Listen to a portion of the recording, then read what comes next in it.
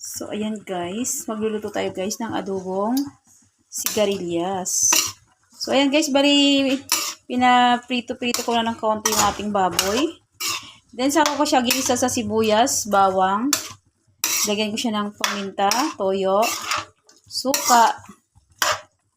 Yan. At kaunting, yung oyster sauce. Kasi lagyan ko siya ng suka. Yan ang ating ulam for today's video guys. Ayan. Yan.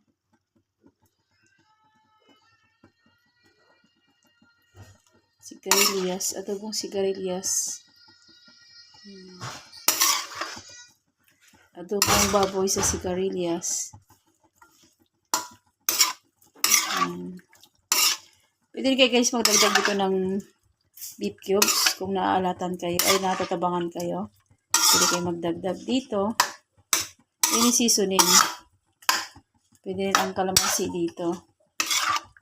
Nakadepende sa inyo guys kung anong timplang gusto nyo. Kasi sa akin, gusto ko yung sakto lang. Hindi siya maalat. Hindi matabang. Sakto lang. More on guys, ang timpla ko mga matatabang lang eh. Kasi bawal sa amin ang sobrang alat. Ayan guys, ang ating adobong sigarilyas na may baboy.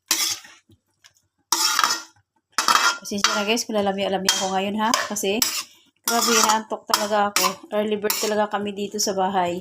Kasi maaga ang pasok ng mga estudyante ko. Si mister ko maaga rin ang pasok. So, kailangan pag gumising na siya, kailangan gising na rin ang lahat. Ayan. So, ayan guys, balik natin maya-maya. Kapag luto na yung ating sigarilyas. Yan, nasarap na naman natin guys ang ating hapunan for today's video.